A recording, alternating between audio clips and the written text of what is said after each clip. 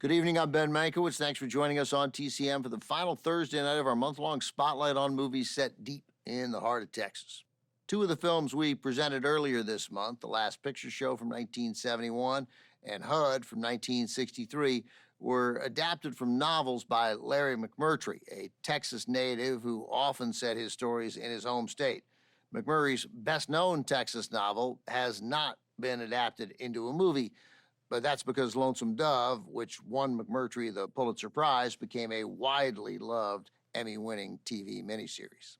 Since The Last Picture Show helped us kick off this Texas-sized programming extravaganza 4 weeks ago, it seems fitting to kick off our final night with yet another Larry McMurtry adaptation, and not just any adaptation. This is a film that won the Oscar for Best Picture. From Paramount in 1983, written, produced, and directed by James L. Brooks, Terms of Endearment. The crux of Terms of Endearment is the complicated, tempestuous, and ultimately loving relationship between a mother and daughter, played by Shirley MacLaine and Deborah Winger. When Winger's marriage to Jeff Daniels puts some distance between mother and daughter, taking Winger away from their home in Houston, MacLaine finds she has time to focus on her own affairs. If I were to describe the whole plot, not only would it irritate you that I'm giving much of the story away, but it would also sound familiarly sentimental, maybe even a little hackneyed. But here's what happens when great artists deliver their best work. They make the sentimental authentic and moving and memorable. And that's what happened here. And funny, I should say. You might have forgotten how funny this film is.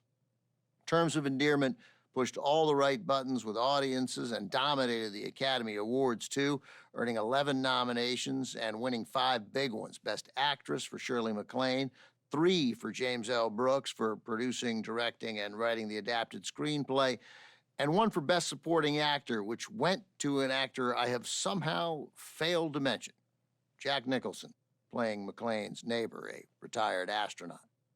Deborah Winger also earned a nomination in the Best Actress category, as did John Lithgow for Best Supporting Actor.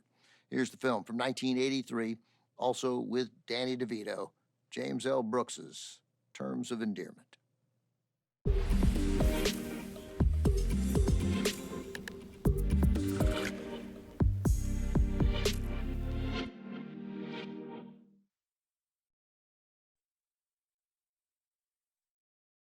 Terms of Endearment is a 1983 adaptation of a 1975 novel by Larry McMurtry.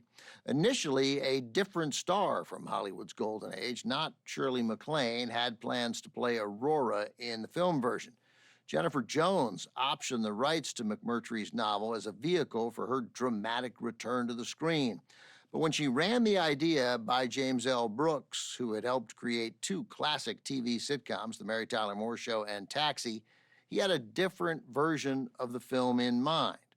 Brooks encouraged Paramount to buy the rights from Jones, and in the process started work on his first major feature as a director. He cast Shirley MacLaine as Aurora because, said Brooks, she was the only one who ever saw it as a comedy. Shirley MacLaine's performance earned her the 5th Best Actress Oscar nomination of her career, and this time, 25 years after her first nomination, she finally won.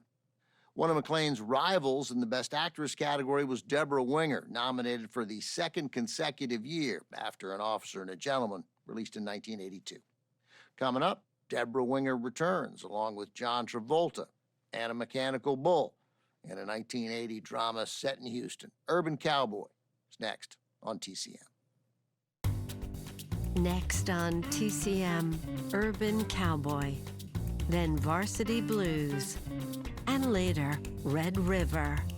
TCM runs through it tonight.